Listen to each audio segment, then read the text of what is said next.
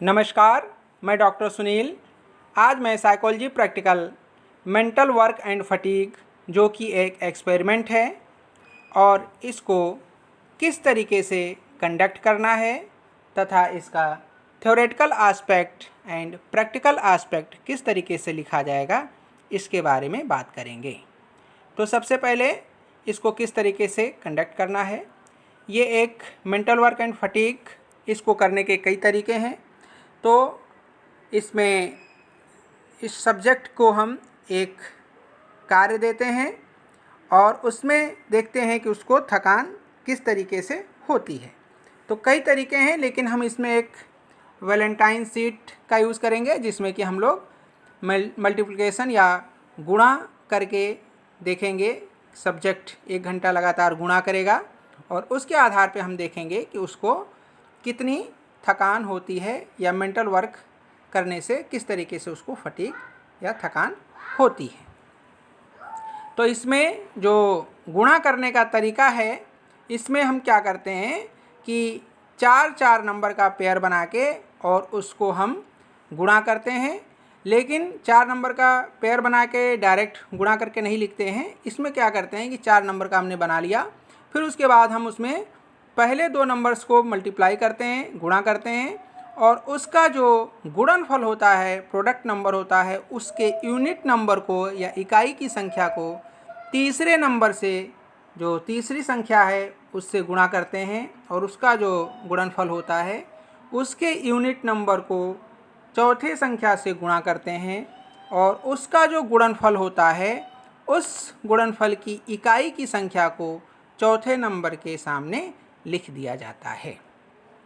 फिर ऊपर की एक संख्या छोड़ देंगे और फिर नीचे हम 4 संख्या का पेयर बनाएंगे, 4 नंबर का युग्म बनाएंगे और उसके बाद से फिर पहले 2 संख्याओं का गुणा करना, फिर उससे जो प्राप्त गुणनफल की इकाई होगी उसको तीसरे नंबर से गुणा करना, फिर उससे जो प्राप्त गुणनफल की इकाई होगी उसको चौथे नंबर से करना और फिर उसका जो यूनिट नंबर होगा वो चौथे नंबर के सामने लिख देना। ठीक है। फर्स्ट 2 नंबर्स के मल्टीप्लिकेशन के प्रोडक्ट नंबर के यूनिट नंबर को 3rd नंबर से मल्टीप्लाई करना है, फिर उसके प्रोडक्ट नंबर के यूनिट नंबर को 4th नंबर से मल्टीप्लाई करना है और उस का जो प्रोडक्ट नंबर होगा उसके यूनिट नंबर को 4th नंबर्स के सामने लिख देना है। इसको हम समझाने के लिए और साथ ही साथ क्या करना होगा, ये 1 घंटे का होगा। तो 1 घंटे तक सब्जेक्ट को उसी तरीके से गुणा करते रहना है। और साथ ही साथ आपको ये भी बताना है कि प्रत्येक ट्रायल 2 मिनट का होगा। तो जब हम 2 मिनट हो जाएगा तो हमारा जो भी संकेत होगा हम घंटी बजा देंगे या 2 मिनट ओवर या जो संकेत हमने डिसाइड कर रखा है वो हम आपको बताएंगे और आप जहाँ पर मल्टीप्लिकेशन कर रहे होंगे वहाँ पर लाइन खींच देंगे। जब ये लाइन कंप्लीट हो जाएगी, जब ये कॉलम कंप्लीट हो जाएगा तो फिर हम सेकंड नंबर से स्टार्ट करेंगे। ये कंप्लीट हो जाएगा तो हम 3rd से करेंगे, ये कंप्लीट हो जाएगा तो हम 4th से कंप्लीट करेंगे। इस तरीके से हम 1 घंटे में कितना कर पाते हैं। जब 2 मिनट हो जाएगा तो जहाँ पर हम मल्टीप्लिकेशन कर रहे होंगे वहाँ पर हम लाइन खींचते हुए चले जाएंगे। आपको एक और इंस्ट्रक्शन देना है कि जब लास्ट के 2 मिनट्स बचे होंगे, 2 मिनट्स बचे होंगे, तो उस समय हम आपको बताएंगे कि अब सिर्फ 2 मिनट शेष बचे हैं, तो आप उसके हिसाब से तैयार हो जाइए। तो हम आपको एक एग्जाम्पल के रूप में करके बताएंगे कि किस तरीके से आपको मल्टीप्लिकेशन करना है। तो देखिए इसमें कैसे करना है। ये हमने उसी जो वैलेंटाइन शीट थी उसी से हमने नंबर लिए हैं एग्जाम्पल के रूप में। अब देखिए इसमें गुणा करनी कैसे है। ये 4 नंबर का हमने बताया था, तो 4 नंबर का ये हो गया। अब इसको हम गुणा करके आपको बताते हैं कि किस तरीके से करना है। तो फर्स्ट 2 नंबर्स को मल्टीप्लाई करना है। इसका मल्टीप्लिकेशन क्या होगा, 24। 24 का यूनिट नंबर क्या होगा, 4। 4 को हम 2 नंबर के मल्टीप्लिकेशन के प्रोडक्ट नंबर के यूनिट नंबर को 3rd नंबर से मल्टीप्लाई करेंगे। 3rd नंबर से मल्टीप्लाई करेंगे तो क्या हो जाएगा, 20। 4 को 5 से मल्टीप्लाई करेंगे 20। अब इसका यूनिट नंबर आया 0। अगर ऐसी स्थिति आती है तो हम 0 को 1 मान लेंगे। अगर बीच में कहीं यूनिट नंबर 0 आती है तो उसको 1 मान लेंगे और 1 मान के फिर 1 को हम चौथे नंबर से मल्टीप्लाई करेंगे। चौथा क्या है, 7। तो 7 को अगर 1 से मल्टीप्लाई करेंगे तो क्या हो जाएगा, 7। तो 7 आ गया और इस 7 को हमने चौथे नंबर के सामने लिख दिया।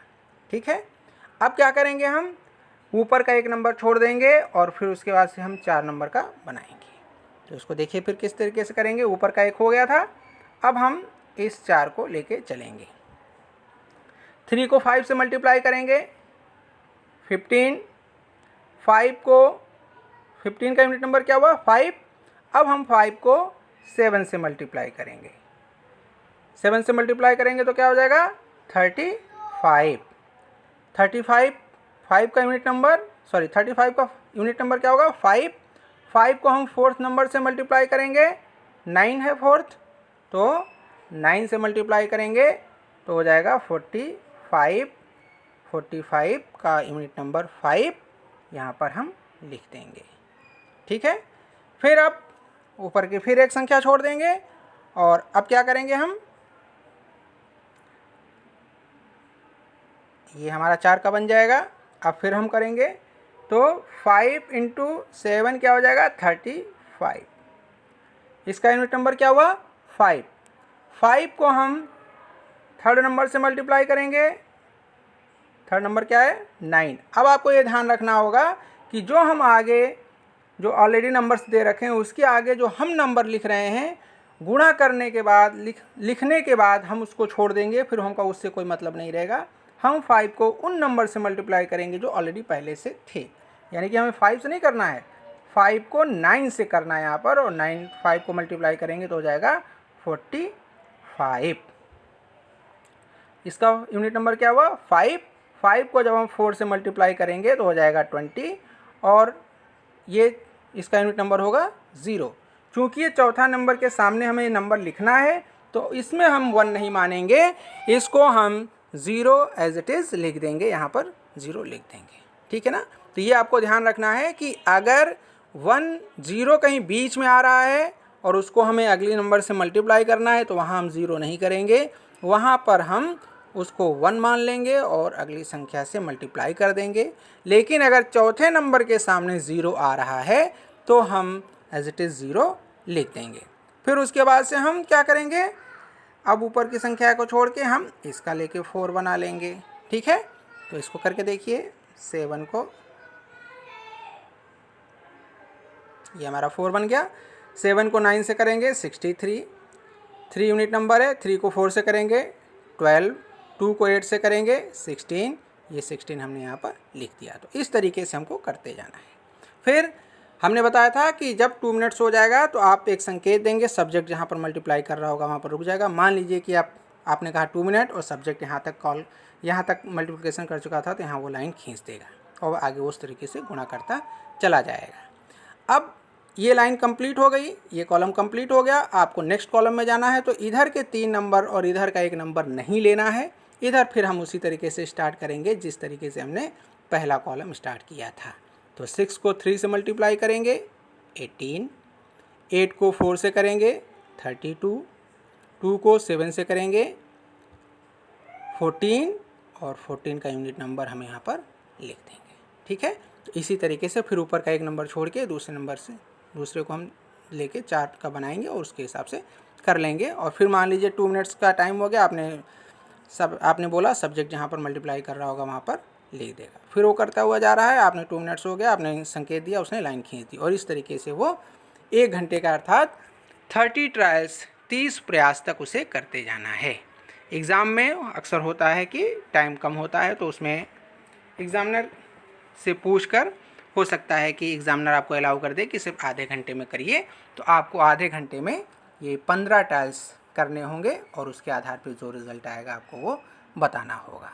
तो इस तरीके से आपको ये मल्टीप्लिकेशन करना है कि 4 नंबर का आप बनाते जाएंगे और 4 नंबर में पहली संख्या को दूसरी संख्या से गुणा करेंगे, उससे प्राप्त गुणनफल की इकाई को तीसरी संख्या से गुणा करेंगे, उससे प्राप्त गुणनफल की इकाई को चौथी संख्या से गुणा करेंगे और उससे प्राप्त गुणनफल की इकाई को जो इकाई होगी वो चौथी संख्या के सामने लिख देंगे।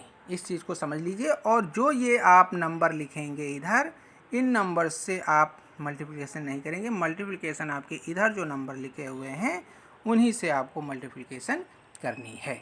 जब आप ये कर लेंगे, जब ये सब्जेक्ट 1 घंटे कर लेगा तो आप उससे ये वैलेंटाइन शीट ले लेंगे और उसको एक सादा कागज़ देंगे, A4 शीट कागज़, और उससे कहेंगे कि इस एक्सपेरिमेंट को करते समय जैसा आपने अनुभव किया हो उसको पर लिख दीजिए, जो कि एक इंट्रोस्पेक्शन रिपोर्ट होगा, और नीचे उससे साइन करवा लीजिए।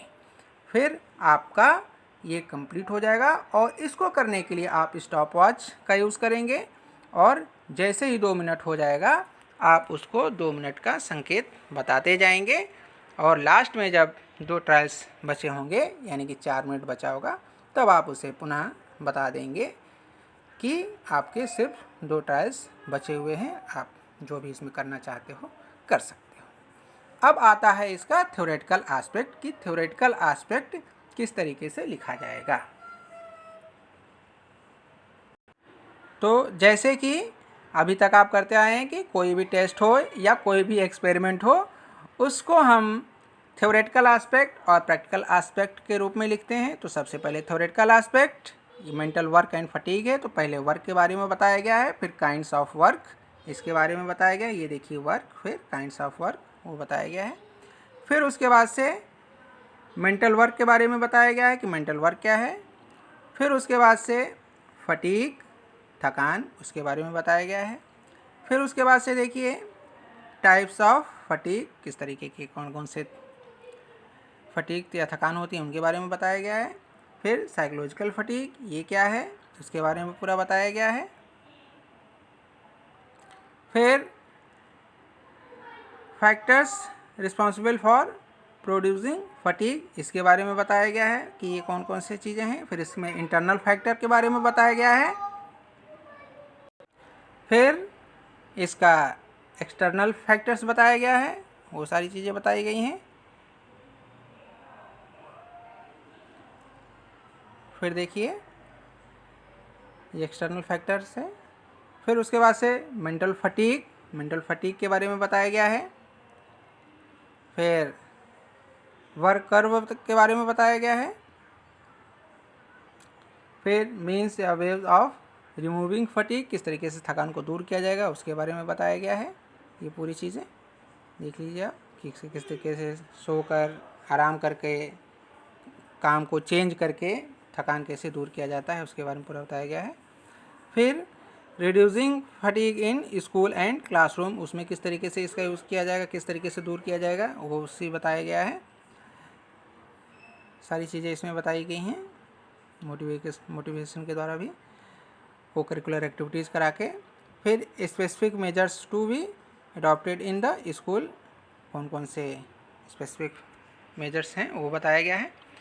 और इस तरीके से आपका ये पूरा थ्योरेटिकल एस्पेक्ट कंप्लीट हो जाता है। आप इसके साथ साथ और भी बुक्स देख के आपको लगता है कि मेंटल वर्क एंड फटीग के बारे में हम कुछ और ऐड कर सकते हैं तो वो भी आप इसमें ऐड कर सकते हैं, कोई भी इसमें मनाही नहीं है। जितना भी अधिक आप थ्योरेटिकल एस्पेक्ट इसमें ऐड कर सकते हैं वो आपके लिए अच्छा होगा कि आप इस प्रैक्टिकल को और अच्छे से समझ सकेंगे। अब इसके बाद से आता है प्रैक्टिकल एस्पेक्ट। प्रैक्टिकल एस्पेक्ट में सबसे पहले जो आप लिखते हैं नेम ऑफ द एक्सपेरिमेंट है, इसका नाम है मेंटल वर्क एंड फटीग, और ये एक्सपेरिमेंट है। आप जब वैलेंटाइन शीट देखेंगे, और वैलेंटाइन शीट हम बार बार इसलिए कर रहे हैं क्योंकि इसको वैलेंटाइन ने बनाया था, इसलिए उसको हम वैलेंटाइन शीट कहते हैं। अब आप इस चीज़ को ध्यान में रखिएगा कि ये टेस्ट नहीं है, एक्सपेरिमेंट है, क्योंकि उस पर वो टेस्ट लिखा हुआ है। Name of the experiment mental work and fatigue. फिर उसके बाद से आता है ऑब्जेक्टिव ऑफ द एक्सपेरिमेंट। तो इसमें 3 ऑब्जेक्टिव लिए गए हैं। पहला है to study the effect of fatigue on mental work, अर्थात विषयी में मानसिक कार्य द्वारा उत्पन्न थकान का प्रभाव ज्ञात करना। दूसरा है to study the factors which produce fatigue, थकान उत्पन्न करने वाले तथा निवारण करने वाले तथ्यों की जांच करना। एंड लास्ट है कार्य करने की वक्र रेखा का अध्ययन करना, to study the curve obtained by doing curve. फिर उसके बाद से आएगा डिटेल्स ऑफ द सब्जेक्ट। तो जैसे आप करते हैं, जिस सब्जेक्ट के ऊपर आप कर रहे हैं उसका नाम, फिर उसका एज, फिर उसका जेंडर, मेल है फीमेल है। फिर उसके बाद से आएगा एजुकेशनल क्वालिफ़िकेशन, ये बीएड लेवल का है तो बीएड स्टूडेंट आप एक दूसरे पे कर रहे हैं तो बीएड अपेयरिंग। अगर हाई स्कूल लेवल का बच्चा है, 9th का 10th का है तो वो आप लिखेंगे यहाँ पर। अगर बीएलएड एक दूसरे के ऊपर कर रहे हैं तो आप यहाँ पर बीएलएड लिखेंगे। फिर physical and mental health normal, क्योंकि नॉर्मल बच्चों के ऊपर ही हम कोई काम कर सकते हैं। फिर उसके बाद से है डिटेल्स ऑफ द एक्सपेरिमेंटर, आपका यहाँ पर नाम आएगा क्योंकि आप ये एक्सपेरिमेंट कर रहे हैं। फिर एजुकेशनल क्वालिफिकेशन, आप बीएड के हैं तो बीएड अपेयरिंग डालेंगे, आप बीएलएड कर रहे हैं तो आप बीएलएड अपेयरिंग डालेंगे, क्योंकि इसमें ये बीएलएड में ही है तो आप बीएलएड अपेयरिंग डालेंगे। फिर date, time, duration and place of experiment, date, जिस डेट को आप कर रहे हैं वो डेट डाल देंगे यहाँ पर। आप साइकोलॉजी लैब में कर रहे हैं, साइकोलॉजी लैब ही पड़ेगा यहाँ पर। फिर टाइम, जिस टाइम पे आपने स्टार्ट किया था वो टाइम डाल दीजिए। फिर उसके बाद से आएगा मटेरियल्स रिक्वायर्ड, इसमें वैलेंटाइन सीट या गुणन प्रपत्र, वैलेंटाइन सीट हम बार बार आपसे बता रहे थे तो वैलेंटाइन सीट होगा ये। और फिर उसके बाद स्टॉप वॉच, जो मैंने आपको अभी दिखाया कि स्टॉप वॉच से आप टाइम देखेंगे। और उसके बाद से ग्राफ, पेपर, पेंसिल्स, ये सारी चीज़ें आएंगी। फिर इसके बाद से नेक्स्ट आएगा प्रारंभिक तैयारी या प्रिलिमिनरी प्रिपरेशन, जो आप प्रारंभिक तैयारी कर रहे हैं इस एक्सपेरिमेंट को कंडक्ट करने के लिए, या जो आपने प्रारंभिक तैयारी की है वो सारा लिखेंगे कि रूम एयरी होना चाहिए, जो नॉइज़ से वहाँ पे कंट्रोल करेंगे आप या आपने किया, वो सारी चीज़ें आप यहाँ पर पास्ट टेंस में लिख देंगे। वेंटिलेशन की सुविधा होनी चाहिए, ये सारी चीज़ें आपने सारे उसको चेक कर लिया, वो सब कुछ आप देखेंगे। फिर प्रिकॉशंस, कौन कौन सी आपने सावधानियाँ रखी, स्टॉप वॉच आपने चेक कर लिया ठीक ढंग से काम कर रहा है कि नहीं कर रहा है, आपने अपना जो आंसर की वो भी आपने देख लिया कि ठीक ठाक है, और सारी चीज़ें आपने जो भी प्रिकॉशंस रखी। फिर इंस्ट्रक्शन, आपने जो सब्जेक्ट को बताना है या आप इस तरीके से इंस्ट्रक्शन देंगे कि सब्जेक्ट उस एक्सपेरिमेंट को आराम से कर ले, तो वो सारी चीज़ें आपको बतानी है। और वो चीज़ें मैंने अभी आपको बताई कि किस तरीके से आपको उसे बताना है कि इसमें आपको 4-4 नंबर्स का एक ग्रुप बनाना है और उसमें आपको पहले नंबर्स को दूसरे नंबर से मल्टीप्लाई करना है, उसके प्रोडक्ट नंबर के यूनिट नंबर को थर्ड नंबर से मल्टीप्लाई करना है, फिर उसके प्रोडक्ट नंबर के यूनिट नंबर को फोर्थ नंबर से मल्टीप्लाई करके उसका जो फोर्थ नंबर का जो यूनिट नंबर होगा, प्रोडक्ट नंबर का यूनिट नंबर, वो आप फोर्थ नंबर के सामने लिख देंगे। और बीच में अगर कहीं ज़ीरो आ रहा है तो उसे हम 1 मान के आगे नंबर से मल्टीप्लाई कर देंगे, और अगर फोर्थ नंबर के सामने ज़ीरो आ रहा है तो हम उसको एज इट इज़ ज़ीरो लिख देंगे। 1 आवर्स का ये होगा वो आप बता देंगे, 30 ट्रायल्स का होगा वो आप बता देंगे। तो सारे निर्देश आप इसमें बता देंगे ताकि सब्जेक्ट को कहीं भी कोई कन्फ्यूज़न ना रहे। फिर उसके बाद से प्रोसीजर में जो स्टार्ट से लेके लास्ट तक किया जाता है वो सारी चीज़ें आप इसमें लिख देंगे कि किस तरीके से आपने सब्जेक्ट के साथ रेपट इस्टेब्लिश करके उसको सारे इंस्ट्रक्शन दे के 1 घंटे के लिए आपने कराया, फिर उसको वैलेंटाइन सीट लेके उसको सहयोग के लिए थैंक्स कहा, फिर उससे इंट्रोस्पेक्शन रिपोर्ट लिखवाया, और फिर आपने उस वैलेंटाइन सीट में जो मल्टीप्लिकेशन की गई है उसको अपने आंसर की से मैच किया और उसके आधार पे आपने टेबल बनाया। ये पूरी चीज़ आपको प्रोसीजर में लिखनी है।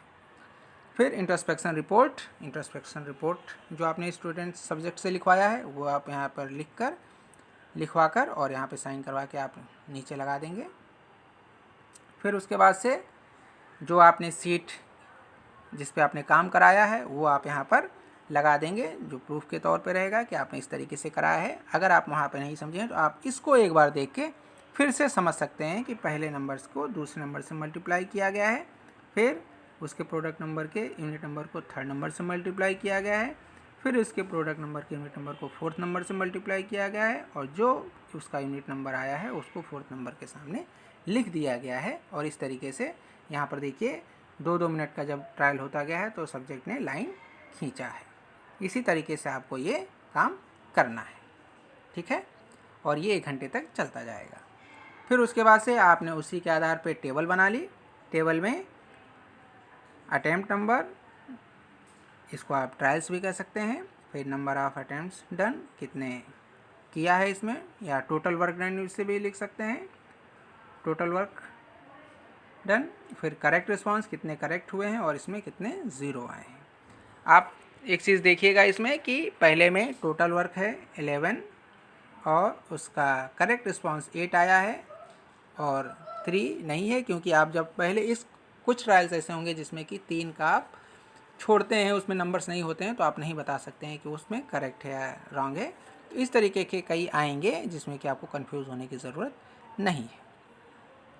तो ये आपका पूरा 30 ट्रायल्स तक का दिया हुआ कि टोटल वर्क डन कितना है और फिर उसमें कितने करेक्ट रिस्पॉन्स हैं और कितने एरर्स हैं, और इसके आधार पे फिर आपको रिज़ल्ट निकालना होगा और रिज़ल्ट के आधार पे आपको उसको एक्सप्लेन करना होगा। तो ये आपका फिर कैलकुलेशन आ जाएगा।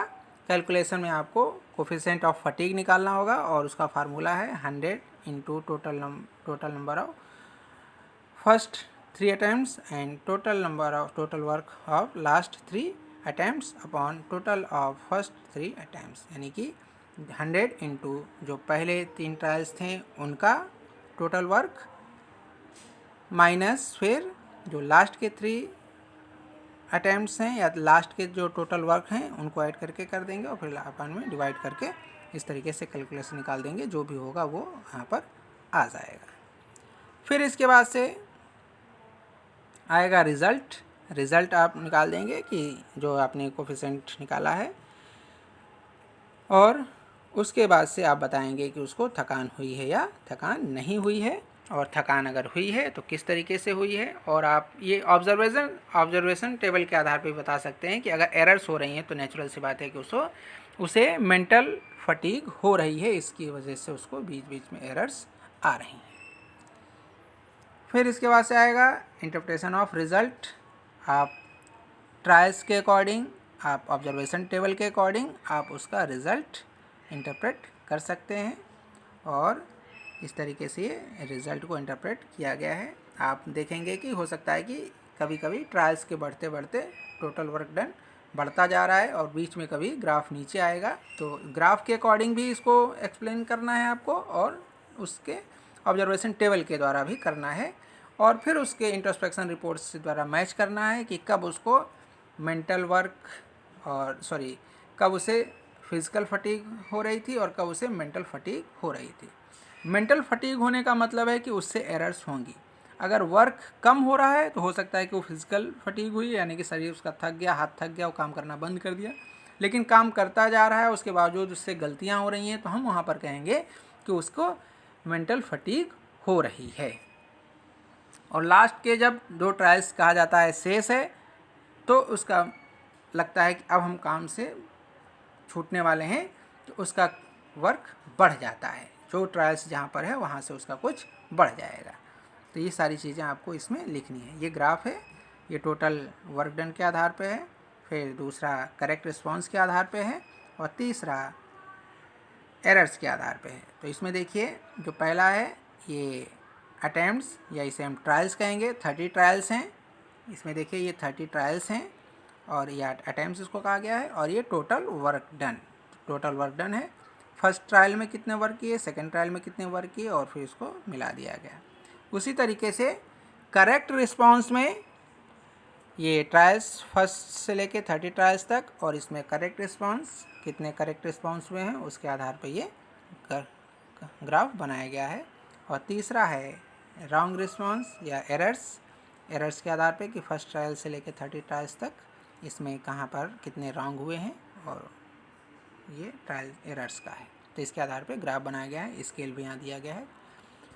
फिर उसके बाद से ये आपका इंटरप्रेशन के बीच में ही ग्राफ था, और ये ग्राफ के according first graph, second graph and third graph के आधार पे इंटरप्रेशन किया गया है। लास्ट में फिर उसके बाद से आएगा कंक्लूज़न आप लिखेंगे कि इस एक्सपेरिमेंट को करने के बाद कि सब्जेक्ट में थकान हुई या नहीं हुई, थकान हुई तो उसके कौन कौन से कारण हो सकते थे, ये सारी चीज़ें आपने कंक्लूज़न में बताया। फिर उसके बाद से एजुकेशनल इम्प्लीकेशन, इसका एजुकेशनल इम्प्लीकेशन क्या है, शैक्षिक निहितार्थ क्या है, ये आपने इसमें बताया है या बताएंगे आप कि इसके एजुकेशनल इम्प्लीकेशन क्या हैं। अगर आप क्लास में टीचिंग कर रहे हैं और स्टूडेंट थक जा रहा है तो आप उसको किस तरीके से दूर कर सकते हैं, या कोई काम बस थोड़ा सा बचा हुआ है, बच्चा बहुत बोर हो रहा है, तो आपने इसमें जो यूज़ किया था कि लास्ट में अब 2 ट्रायल्स शेष बचे हैं और आपने देखा कि उसमें ट्रायल बढ़ गया, तो आप उनको ये भी छुट्टी का लालच दे सकते हैं कि बस अब छुट्टी आपकी हो जाएगी।